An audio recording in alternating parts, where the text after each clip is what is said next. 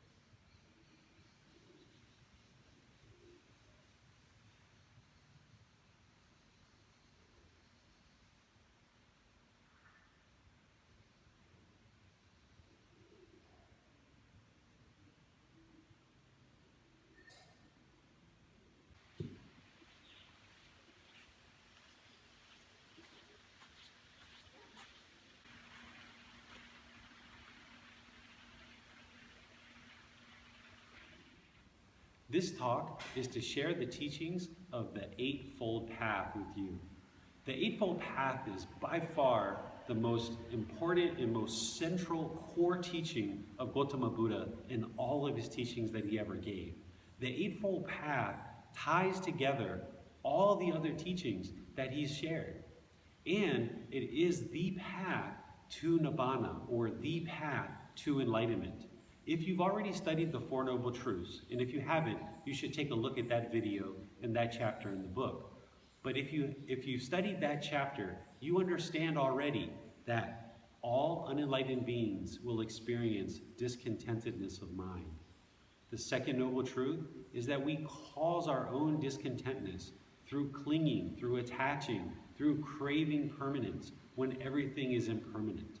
And the third noble truth, we can eliminate this discontent mind through eliminating our attachments and our craving, training the mind to not have attachment and practice non-attachment in our daily life. And the fourth noble truth that the Gotama Buddha shared with us is the way leading to the complete elimination of discontent mind is the Eightfold Path. So here in Gotama Buddha's first discussion, the Four Noble Truths that we shared previously, you learn the problem, the cause of the problem, how to eliminate the problem, and the path forward, how to eliminate it entirely 100%. And that's what this talk is about, the Eightfold Path. And if you understand and practice the Four Noble Truths, you understand that they are truth. And if you haven't done that yet, be sure that you learn and practice the Four Noble Truths so that you can see the truth for yourself and develop that as wisdom that you now operate through. Because understanding and practicing the Four Noble Truths is the first step of the Eightfold Path. It's called right view. Right view is having the right view of the world and understanding that we are responsible for our own discontent mind. Taking responsibility for that mind, that we are the ones who are causing the mind to be discontent, and the beauty about that is that we can also eliminate the discontent mind. By being the person who causes our own discontent mind, that means we can eliminate it. So we are the ones who are causing our sadness, we are causing our anger, our frustration, our irritation, our loneliness, our boredom, our fears, our anxieties, our depression.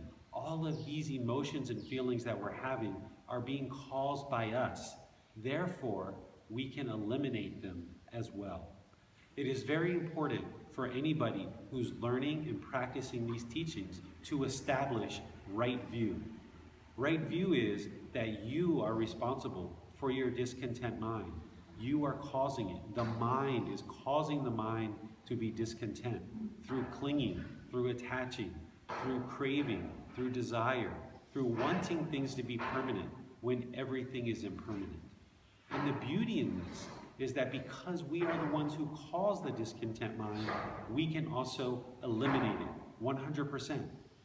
We can't go around and train 7.5 billion people in the world how to react to us, how to respond to us, how to do things that are pleasing for us so that we will maintain a content mind. But we can train this mind to be content, calm, peaceful through these teachings. We can train our mind, but we can't train another person. We can't affect change in another person.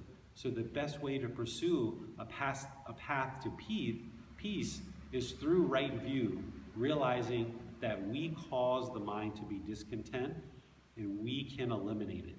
The way to do that is through the Eightfold Path. Understanding right view and having this responsibility for our own mind is so important. And without this view, you would not be able to learn and practice and attain results in any other teachings of Gotama Buddha. The second step is right intention. Some people use the word right thinking or right thought, because what right intention is this is the thoughts or intentions of non-ill will, harmlessness, that we should have the intention to do no harm in order to cause no harm to other beings. In fact, this entire Eightfold Path and this entire practice is all about not causing harm to other beings, whether it's human or animal or otherwise, because the natural law of Gama is that if we cause any harm to other beings, it causes harm to ourselves. Therefore, what this path is all about is harmlessness, not causing harm to other beings, because by causing harm to others, it will be returned to us through the natural law of Gama. So starting out with the second step, which is right intention, is having the intention to cause no harm and non-ill will. Essentially, having positive thoughts for yourself and all beings around you. Very, very important. From step 2, we move into step 3, which is right speech. So if we have the right intention or right thought or right thinking to cause no harm, then our speech is born out of our intentions. So we speak in polite, respectful, blameless ways that causes no harm. Gotama Buddha gave us very specific instructions of how the best way to speak and not cause any harm. He provided us what's called the 5 factors of well-spoken speech. They are that we should speak at the right time. What we say should be true. What we speak should be gently spoken. What we speak should be beneficial or helpful to other beings. And we should speak with a mind of loving kindness. Speaking in this way will ensure that we're not causing any harm. Because if we speak to people at the right time, when it's the right time to speak, then we'll make sure that the person is more receiving of what we have to say. If we speak truth, in other words, never be a false speaker, someone who uses false speech, always speaking the truth. Gotama Buddha understood this so well that he wouldn't even tell a joke that was a lie. So he didn't even speak in a joke that was a lie. So we must always be a truth speaker, one to be relied on, not a deceiver of the world. We must speak the truth, and we must speak gently.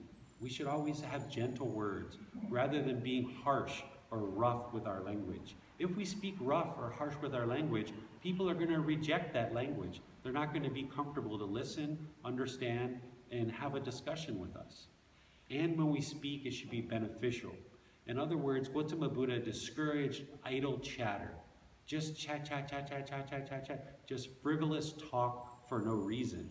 Our speech and our words should be beneficial. That way, the people that we are speaking to, we don't clutter their mind with a bunch of frivolous speaking. Our words should be helpful and should be beneficial to other beings. And our mind should be speaking from a mind of loving kindness or goodwill towards all beings. If we have a mind of loving kindness where we have goodwill for other beings, then it's going to produce more healthy speech that can be more accepted by the wise. This is what Gotama Buddha said, that if we speak in this way, using the 5 factors of well-spoken speech, at the right time, what is said is true, what is spoken gently, that it's beneficial, and that it's spoken from a mind of loving kindness. He told us we should speak blamelessly. We should not blame other people. And if we speak this way, then our words cannot be rejected by the wise. This is a very important teaching. And if your speech does not yet match these 5 factors of well-spoken speech, say you're gossiping or slandering people, or you have idle chatter, or you're lying, even white lies, or you're talking in ways that are unbeneficial, that's okay. It's in the past. But now what you do is actively work to bring your speech more and more in line with these 5 factors of well-spoken speech. And by doing that, what you'll realize is more and more people around you will be interested to listen to you. They will respect your words. They will learn with you. They will understand what you have to say. And you'll be more influential in helping move people in a direction of harmlessness. So right speech is very, very important. The 4th step of the Eightfold Path is right action. Once again, right action is born out of good intentions or right intentions of harmlessness. So the actions that Gotama Buddha gave us that are wrong actions are things like killing other beings, killing animals, or killing humans, of course, is very wrong. Stealing, this is bodily actions that would cause harm if we steal things from other people. Sexual misconduct. Sexual misconduct is very detailed in the Buddhist teachings, and that is in the chapter of the 5 precepts, which we will cover in much more detail later. Then we should not ingest intoxicants or substances that would cause heedlessness. Heedlessness is unattentiveness, unmindfulness, unalertness, unawareness of the mind. Because if we ingest intoxicants or substances that cause heedlessness, how could we ever purify our mind or have a mind where we're aware that we're not causing harm to others if we're intoxicated or we're drunk? We're more likely to cause harm to others when our mind is heedless. So this is the reason why Gotama Buddha taught us not to ingest intoxicants, because we become heedless and unaware of what we're doing in the mind. Therefore, our bodily actions can cause harm to other people. In the book, I've also included gambling under right action, or no gambling, because gambling is a craving or desire for wealth or for money. It's a selfish desire. So we should not gamble with our money. We should use our money in order to help our life of our loved ones, and other people in humanity, not just frivolously addicted to gambling and wanting wealth. Okay, so right action is very important, that we don't cause harm through our bodily action. And we understand if I went up and hit somebody in the public, I would have harm that was caused to me through karma. Either that person would attack me, their friends and family would attack me, maybe the police would come. Who knows what would happen? But by causing harm with my body through bodily actions, it will cause harm to other beings, and therefore harm will come to me, either instantly or maybe down the road. But harm will be returned to me. So we must practice harmlessness as part of this Eightfold Path. Then we move to right livelihood, which is the 5th step. A livelihood is what you do in your daily life as maybe an occupation or your daily activity. like a retired person, or a working doctor, or a street sweeper, a garbage collector, a taxi driver, a waiter, a nurse. All of these activities are wholesome or right right livelihood, because they help people. They're helping humanity.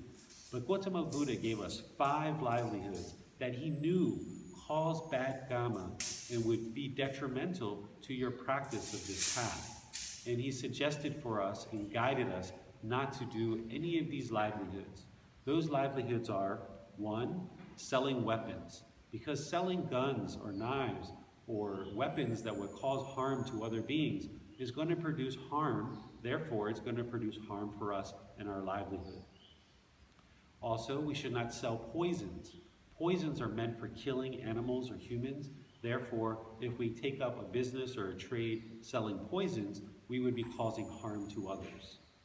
The third one is if we sell intoxicants. If we sell drugs or alcohol or things that cause heedlessness, then that's causing harm to other beings, and therefore we're going to have problems as well. If I stand on the street and sell some type of illicit drug, I could expect to get murdered, to get beaten up, to get robbed, to get my money stolen, to have the police come. There's bad karma in selling drugs and substances that cause heedlessness. Then the fourth one is selling living beings, selling humans, slaves, prostitutes, selling animals for any purpose. Selling living beings will cause bad karma because it's trapping those living beings, keeping them in suffering, and not allowing them to live a peaceful life. And then the fifth one is selling meat. If we sell meat, that means we have to kill some living beings in order to sell meat to other people, and this is going to cause harm. We see this in our society now. Meat that's being ingested and being sold, it's producing enormous amounts of problems for our environment. And Gautama Buddha knew this 2,500 years ago. He knew that in selling meat, it's going to cause bad karma. And we've been doing that for many, many, many hundreds and thousands of years. Therefore, we're experiencing the bad karma associated with that through the production of animals. It's causing harm to our environment. By ingesting that meat, it's causing harm to our physical body. So we should not sell meat, we should not sell living beings, we should not sell intoxicants or substances that cause heedlessness, we should not sell poisons, and we should not sell weapons that would cause harm to other beings. So far, these teachings are fairly straightforward, but now let's go to the last 3 steps, which I think really starts to set aside the teachings of the Buddha and makes them very unique. Step number 6 is right effort. Right effort has 4 components. We'll go into each of these components and talk about them in detail. The first component of right effort is any unwholesome mental state that has not arisen. Do not allow those unwholesome mental states to arise. For example, you probably have no feeling whatsoever to go out and kill another human being. That mental state, that unwholesome mental state, has not arisen in you. So prevent it from arising. That's the first part of right effort. And not just about killing, but any unwholesome mental state. Prevent that from arising if it has not already arisen. Prevent unwholesome mental states from arising.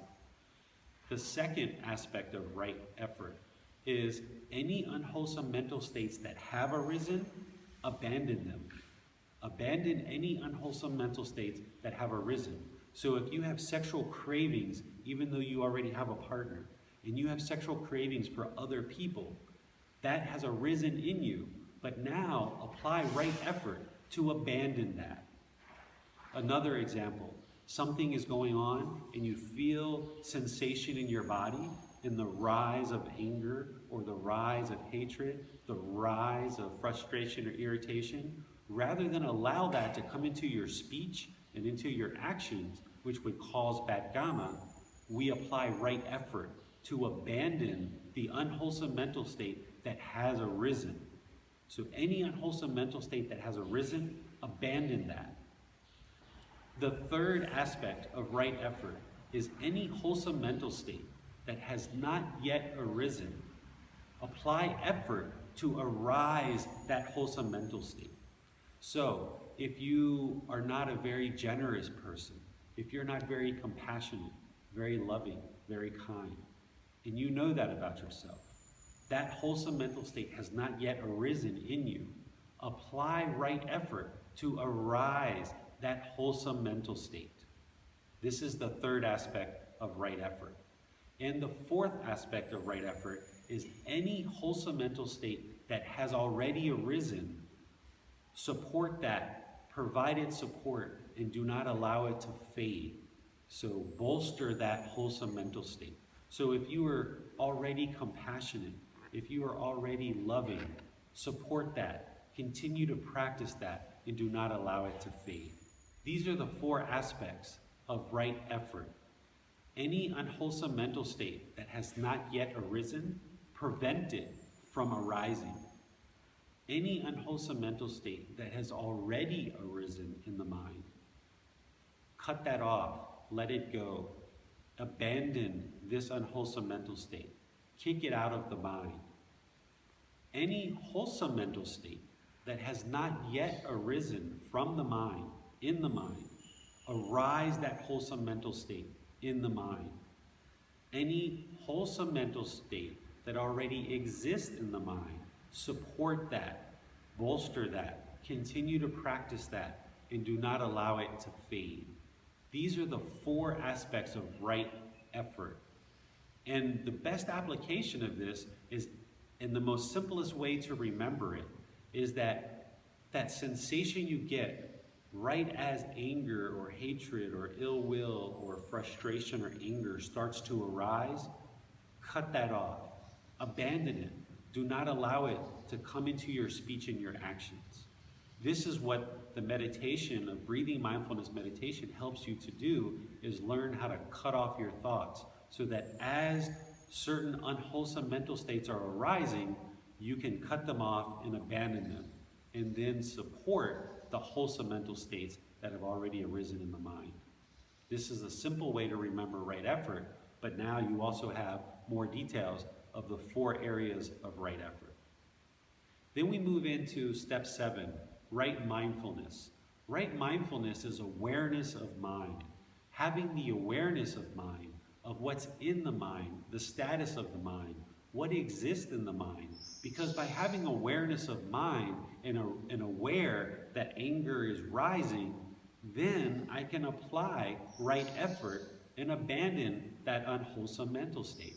But if I have no idea or no understanding of what's in the mind, if I don't have right mindfulness, then I'm not aware of what's in the mind, and I'm more likely to just plow through life, allowing my speech and my actions to cause harm everywhere, to everybody around me, and create bad karma for me. So if you're going to develop the mind to be a more pure mind, you need to be aware of the mind. You need to have right mindfulness. By having right mindfulness, you will be aware of your thoughts, your ideas, all these perceptions. You will be aware of your ego. You will be aware of the unwholesome thoughts that you're having. You'll be aware of your cravings, your desires, all of these things that are entering into the mind, and then you can actively work to purify the mind, abandon unwholesome mental states, and arise wholesome mental states. So right mindfulness is utterly important for purification of the mind, being aware of the mind. And then the last step of the Eightfold Path, step number 8, is right concentration. Right concentration is to use meditation to train the mind, to use meditation, breathing mindfulness meditation, loving kindness meditation, and other styles that were taught by Gotama Buddha in order to train or cultivate the mind. With meditation, we're either training the mind to eliminate certain qualities, or we're training the mind to cultivate certain qualities. Some people think of meditation as just going for a walk.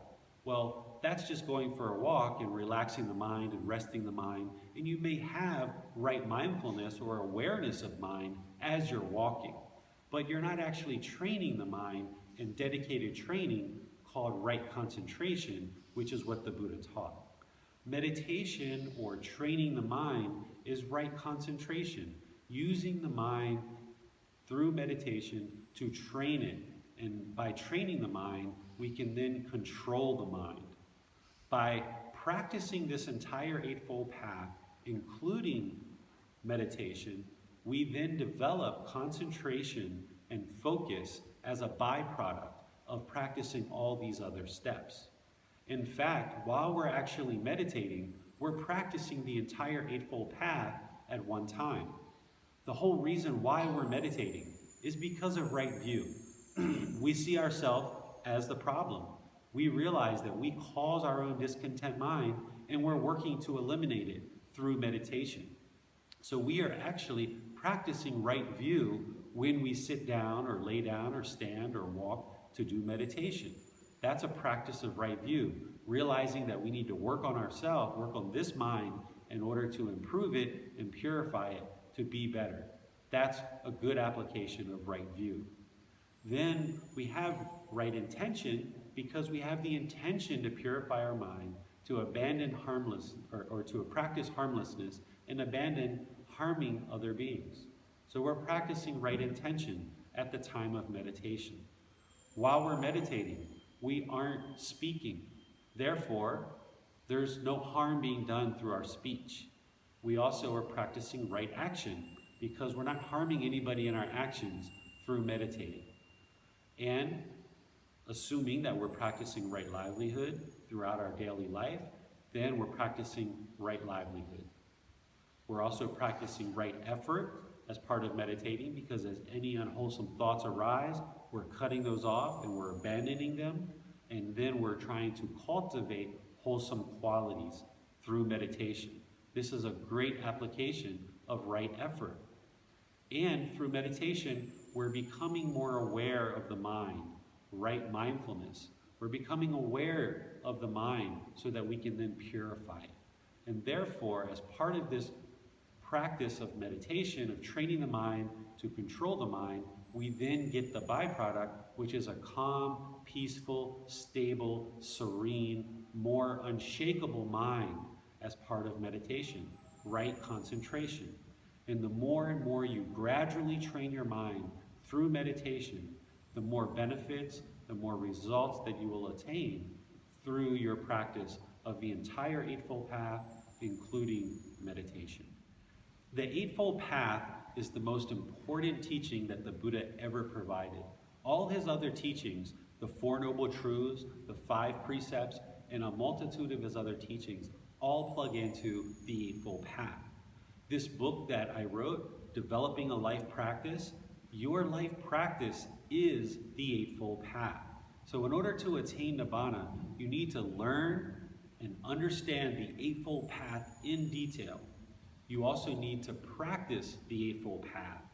In order to practice it, you need to learn it. So learning and practicing the Eightfold Path in detail is your life practice. This is the framework. This is the guidance. This is the way leading to the complete elimination of a discontent mind. This is why Gotama Buddha introduced it to us in his very first discourse, and this is why he spent so much time during his life teaching the Eightfold Path. It's very common when I first meet a student for the first time that I will discuss the Eightfold Path, because it is the Eightfold Path that is the way leading to the complete elimination of a discontent mind. So it's very important that you learn and practice the Eightfold Path as part of your life practice. All right, now to your meditation guidance. Now that you understand the Eightfold Path conceptually, make sure you implement this day by day into your life and follow it closer and closer and closer. Of course, you need to read the book and you need to ask questions to get intimately familiar with the Eightfold Path in order to implement it into your daily life.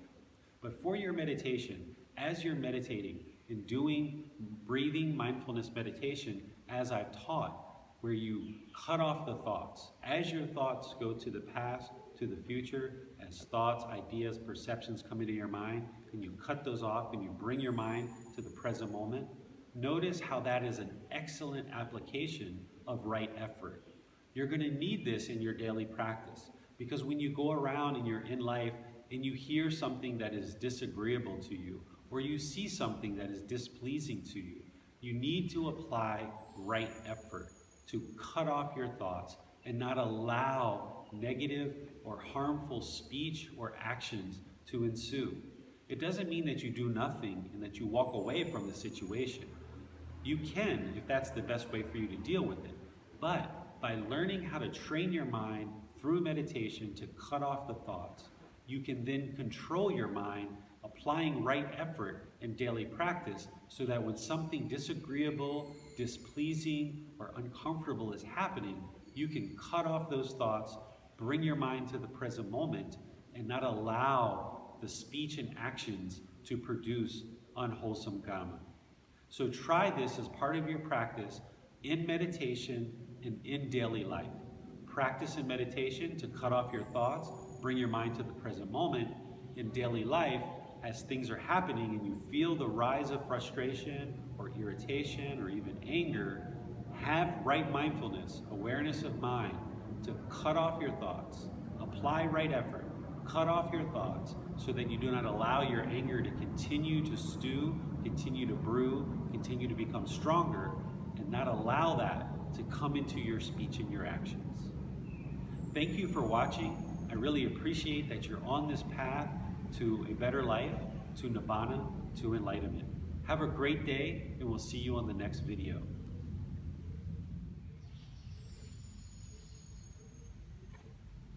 Arahang Samma Sambuddho Bhagava Bhutang Bhagavantang Abhivatemi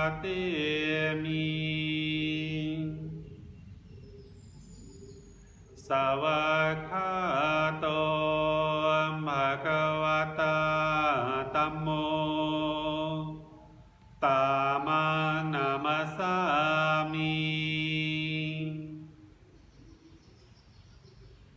Supatipano Bhagavato Savaka Sangho Sanghang Namami Namo Tassa Bhagavato Arahato Samma Sambuddhassa Namo Tassa Bhagavato Arahato Samma Sambuddhassa Namo Tassa Bhagavato Arahato Samma Sambuddhassa Iti piso bhagava Arahang Samma Sambuddho Vicacaranang Sampuno Sakhato Rogavitu Anutero Purisa Tamasati Satatawa Manusanang